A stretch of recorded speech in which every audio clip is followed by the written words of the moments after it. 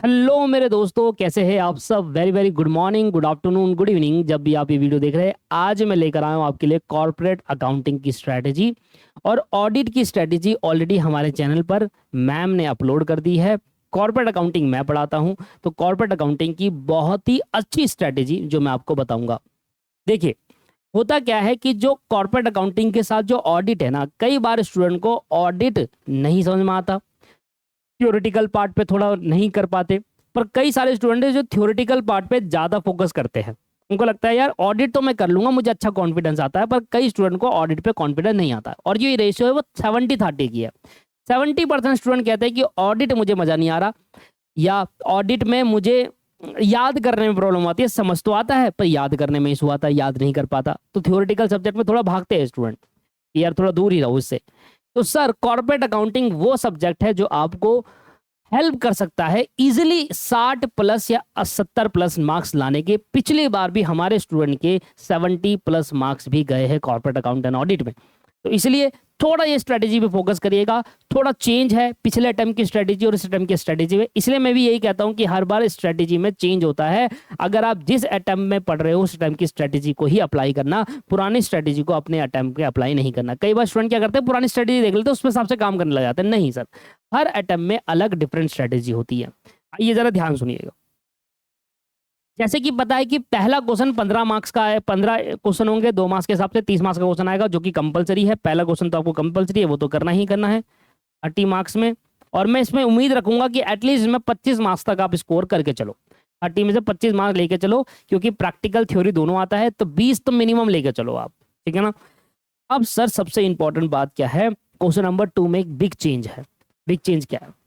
पिछले अटेम्प्ट से देखा जा रहा है, पिछले अटेम्प्ट से दिसंबर 2024 के अटेम्प्ट से ये देखा जा रहा है कि इंस्टीट्यूट क्वेश्चन नंबर 2 के बी पार्ट में अंडर राइटर की जगह डिबेंचर पूछ रहा है। इस बार भी जो मॉडल टेस्ट पेपर इंस्टीट्यूट ने इशू करे हैं उसमें भी डिबेंचर ही पूछा गया है। दोनों paper model test paper debenture ही पूछ।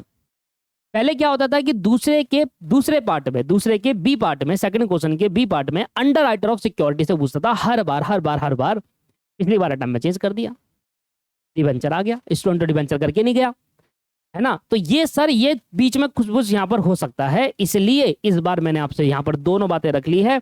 वो स्टूडेंट जो अंडर राइटर ऑफ सिक्योरिटी अच्छे से करके जा रहा है पर डिबेंचर नहीं करके जा रहा, पर डिबेंचर उसको करना पड़ेगा, मजबूरी उसमें करना पड़ेगा।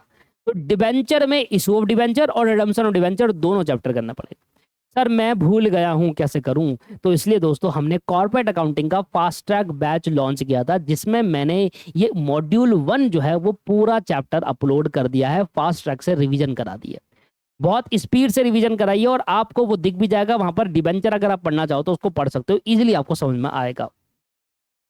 तो दूसरा क्वेश्चन ना तो आप अटेम्प्ट करोगे ही करोगे, क्योंकि इशू ऑफ शेयर आपको आता ही है, four feature and re issue, ये सर इससे पूछा जाएगा, इशू ऑफ शेयर में फोर फीचर और री इशू से। एंड यहाँ पर आपका इस बार इंस्टीट्यूट फोकस कर रहा है डिबेंचर में। इस बार इंस्टीट्यूट किस पे फोकस कर रहा है? डिबेंचर पे फोकस कर रहा है। तो इस बात पे ध्यान रखना, अंडर राइटर ऑफ सिक्योरिटी पे ना छोड़कर डिबेंचर पे इंस्टीट्यूट फोकस कर रहा है। तो डिबेंचर आप इस बार जरूर करके जाए। एक स्टूडेंट का मेरे पास आया था, सर डिबेंचर छोड़ दूं? अब नहीं छोड़ना सर आप डिबेंचर। डिबेंचर तो छोड़ने की जरूरत ही नहीं है, क्योंकि पेपर में डिबेंचर पूछ सकता है। हाँ, अंडर राइटर ऑफ सिक्योर, फिर इंस्टीट्यूट कहीं खेल ना खेल ले कि यार डिबेंचर बोला था मॉडल है आप दे दिया अंडर राइटर, तो ऐसा ना करे। तो इसलिए अंडर राइटर भी करके जाना, ठीक है। तो ये आपको दूसरा क्वेश्चन अटेम्प्ट करना है, अंडर राइटर। अब तीसरा क्वेश्चन क्या होता है ना, तीसरा क्वेश्चन फाइनेंशियल स्टेटमेंट का है, profit and loss account schedule 3 के हिसाब से। और ये क्वेश्चन हर कोई अटेम्प्ट नहीं कर पाता, आंसर नहीं निकाल पाता। मेजरली स्टूडेंट्स का आंसर निकाल ही नहीं पाते, बैलेंस शीट मैच ही नहीं हो पाती, ठीक है सर। तो अगर आपको कॉन्फिडेंस आता है कि यार नहीं मैं तो ये कर लूंगा, नहीं मैं तो ये कर लूंगा भाई, मेरे को कॉन्फिडेंस है, मैं कर सकता हूँ, मैं कर सकता हूँ, तो इसको आप अप्लाई करिए। और मैं तो हमेशा कहता हूँ कि यार ये वाला क्वेश्चन तो अटेम्प्ट करो, क्योंकि 14 मार्क्स में अगर बैलेंस शीट मैच होगी तो आराम से 14 मार्क्स इजीली मिल जाएंगे। पर ये डिफर करता है स्टूडेंट के पॉइंट ऑफ व्यू से कि यार मुझे ये कर पाऊंगा नहीं कर पाऊंगा, तो ये मैंने आपके ऊपर छोड़ दिया कि आपको अटेम्प्ट करना है नहीं करना। बट सर जो फोर्थ क्वेश्चन है ना सर, ना ध्यान सुनना, फोर्थ क्वेश्चन कंपल्सरी अटेम्प्ट करो। फोर्थ क्वेश्चन को कंपल्सरी अटेम्प्ट करो। सर ऐसा क्यों कह रहा हूँ? बैंकिंग कंपनी के अंदर 5 टॉपिक है जिसमें से हर बार पूछता है। 5 टॉपिक में से कोई एक टॉपिक उठा के पूछ लेगा। सर मैंने बैंकिंग करा नहीं अपनी क्लासेस के अंदर, कोई बात नहीं। रिसेंटली मैंने बैंकिंग कंपनी के 2 फास्ट ट्रैक लॉन्च करे डाले हैं, अपलोड करिए वीडियो। बैंकिंग कंपनी के 2 वीडियो डाली है मैंने फास्ट ट्रैक। भाई मैं आपको रिक्वेस्ट कर रहा हूँ वो देख लो, 2 घंटे की होगी दोनों मिलाकर। और ये कसम से कह रहा हूं कि वो वीडियो देखने के बाद आप 100% बैंकिंग क्वेश्चन अटेम्प्ट कर सकते हो, 100% बैंकिंग क्वेश्चन अटेम्प्ट कर सकते हो, इतनी मेरी गारंटी है। अब किसी को बैंकिंग की मेरी पेड क्लास में लेक्चर, अच्छा ये भी कर सकते हो, अगर आप बैंकिंग डिटेल में देखना चाहते हो तो हमने चैप्टर वाइज क्लास भी लॉन्च कर रखा है, वो भी आपको मिल जाएगा। आपको ऑफिस नंबर पता कर सकते हैं, ये नीचे मिल जाएगा आपको ऑफिस नंबर। बट अगर फास्ट ट्रैक से करना चाहो तो भी कर सकते हो।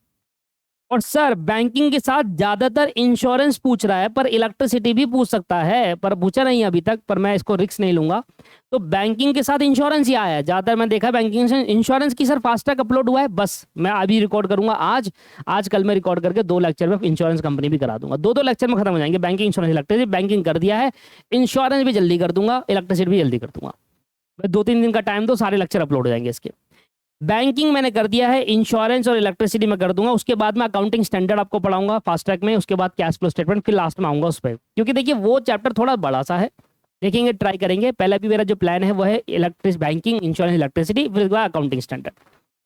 अच्छा sir 4th question compulsory attempt करो, मैं आपसे गारंटी कह रहा हूँ कि आप इसको अटेम्प्ट करोगे। और आपको एक होता है ना क्वेश्चन जिसमें आप ये कॉन्फिडेंस भी रखते हो कि यार ये तो मैं कर ही लूंगा, ये तो कर ही लूंगा, आंसर भी आ जाएगा, वो है ये question 4th, banking, insurance, electricity. ठीक है सर, इसको करना है। 5वें क्वेश्चन में आप अकाउंटिंग स्टैंडर्ड पूछ रहा है, इसमें कुछ लिमिटेड अकाउंटिंग स्टैंडर्ड आते हैं, बार बार वही पूछता है, जैसे कि इंडेस 19 वगैरह है ना, वो आते हैं। और कैश फ्लो स्टेटमेंट का एक छोटा सा टॉपिक पूछता है, जैसे कि ऑपरेटिंग एक्टिविटी बता दो, पूरा बड़ा फुल फ्लैज नहीं आएगा कैश फ्लो का, ऑपरेटिंग एक्टिविटी बता दो, तो निकाल दो, कैश इन्वेस्टिंग एक्टिविटी निकाल दो, फाइनेंसिंग एक्टिविटी में कुछ पार्ट निकाल दो, ये पूछ लेता है। मेजरली ऑपरेटिंग एक्टिविटी को पूछ लेता है। अगर कैश फ्लो नहीं आता है तो अकाउंटिंग स्टैंडर्ड ही पूछेगा। तो सर इसमें देखो ऑडिट में भी कुछ करोगे, ऐसा तो नहीं है कि ऑडिट 5 के 5 क्वेश्चन इसी में कर दोगे, ऑडिट में भी कुछ करोगे। सर मैं आपसे कहूंगा कि जो दूसरा क्वेश्चन है ना ये करो, और जो सर ये आपका बैंकिंग वाला ही वाला तो कंपलसरी करके जाओ। इसके बाद मैं एएस डाल दूंगा, फास्ट ट्रैक के अंदर एएस डाल दूंगा, तो एएस आप देख लेगा, उस हिसाब से आपको ट्राई कर लेगा। तो मतलब 2 क्वेश्चन यहाँ सेलेक्ट कर लो, 5 करने हैं, 2 क्वेश्चन यहाँ सेलेक्ट कर लो, इन दोनों में से कोई एक सेलेक्ट कर लो आप कि मुझे ये करना है या ये करना है। अगर मुझे लगता है कि मैं बैलेंस शीट मैच करवा दूंगा तो तीसरा क्वेश्चन सेलेक्ट कर लो। अगर आपको लगता है कि बैलेंस शीट मैच नहीं होगी, एएस और कैश फ्लो स्टेटमेंट कर लेता हूँ ये, पर आज ही सेलेक्ट करो, आज ही आप कंपलसरी करो कि भाई मैं उन दोनों में से एक करूंगा, क्योंकि बाकी छोड़ो ना, फिर इतना टेंशन क्यों ले रहा भाई। जो बहुत ग्रुप स्टूडेंट दे रहे हैं उनको तो मैं कहूंगा ये पूरा छोड़ दे भाई, एएस और कैश फ्लो छोड़ के चले जाओ, 5वें क्वेश्चन में आएगा उसको करो मत, बाकी के ऊपर के 3 क्वेश्चन करो और 2 ऑडिट में से कर लो, खत्म हो गया, आपके 5 क्वेश्चन अटेम्प्ट हो गए, है ना। तो स्ट्रेटेजी इस तरीके से होती है भाई, बर्डन ना पड़े हमारे पास। अगर आप कह रहे हो कि नहीं मैं एएस और कैश फ्लो स्टेटमेंट करके, एएस बहुत ज्यादा है, कैश फ्लो स्टेटमेंट बड़ा है, इन सबको छोड़कर सीधा फाइनेंशियल स्टेटमेंट कर लो, है ना, ये वाला इसको छोड़ दो, पूरा का पूरा 5 क्वेश्चन करना ही मत। ऑडिट के 2 क्वेश्चन उठा लेना, ऑडिट में से 3 क्वेश्चन आएंगे, उसमें से 2 कर लेना, ये है। अगर लगता है ऑडिट नहीं करना चाहता मैं, ऑडिट में कम से कम करूँ उसमें, तो इसके सारे कर लो। तो ये आपकी स्ट्रेटेजी जो आपको फोकस करना है इस पे। बाकी दोस्त फास्ट ट्रैक बैच का जो लिंक है, प्लेलिस्ट लिंक, वो मैं आपको कमेंट में पिंग कर दूंगा, ठीक है, जिसके अंदर अभी तक मैंने क्या कराया है, अभी तक मैंने बैंकिंग चैप्टर करा दिया है, और पहला चैप्टर जिसमें इतने सारे चैप्टर थे अंडर राइटर तक, वो पूरा फास्ट ट्रैक रिवाइज करा दिया है। लगभग 26 वीडियो में अपलोड कर चुका हूं, जिसके अंदर पूरा फास्ट ट्रैक में, देखो फास्ट ट्रैक भी ऐसे नहीं होता मेरा कि मैं हवा में पढ़ा रहा हूँ, और डिटेल में चर्चा में करते हैं, हर एक कॉन्सेप्ट को क्लियर करता हुआ चलता हूँ, इसलिए उसको फास्ट ट्रैक कहता हूं मैं, क्योंकि रिवीजन कराता हूँ, क्वेश्चन कम प्रैक्टिस होती है पर डिटेल में आपको समझ में आती है उसमें चीजें। तो फास्ट ट्रैक औरों की तरह नहीं होता मेरा कि यार 20 लेक्चर में क्लास खत्म करनी है ना भाई साहब। 110 क्लास लगी थी मुझे इस कॉर्पोरेट अकाउंटिंग को पढ़ाने में, 110 क्लास, 110 से 115 क्लास लगी थी। उसको मैं फास्ट ट्रैक में अगर कन्वर्ट करूंगा तो कम से कम 40 क्लास लगेगी, उसको बोला फास्ट ट्रैक, है ना। चलो तो ये फास्ट ट्रैक बैच हो गया आपके पास फाइनेंशियल स्टेटमेंट का। ये मैं कमेंट में लिंक पिन कर दूंगा, लिंक डाल दूंगा कमेंट के अंदर, तो आप उसको आराम से इजीली देख लीजिएगा।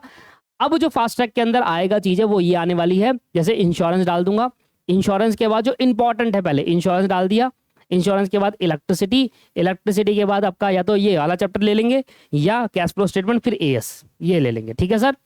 चलिए तो इस तरीके से इतना ही आज के लिए, इतना ही करेंगे। नेक्स्ट वीडियो में ऑडिट की स्ट्रेटेजी ऑलरेडी डाल दी है, नहीं देखी तो देख लेना, मैम ने डाली हुई है, तो आपको किस तरीके से काम करना है वो मैम बता देगी। मैंने अपने सब्जेक्ट का बता दिया है, तो आप इसमें से कोई भी 3 क्वेश्चन सेलेक्ट करो, 2 ऑडिट में से कर लो, या इसमें 4 क्वेश्चन का 1 ऑडिट में से कर लो, वो डिपेंड ऑन द स्टूडेंट है, वो आपको देखना पड़ेगा। चलिए अभी वीडियो इतना ही, have a nice day, bye bye, take care, thank you.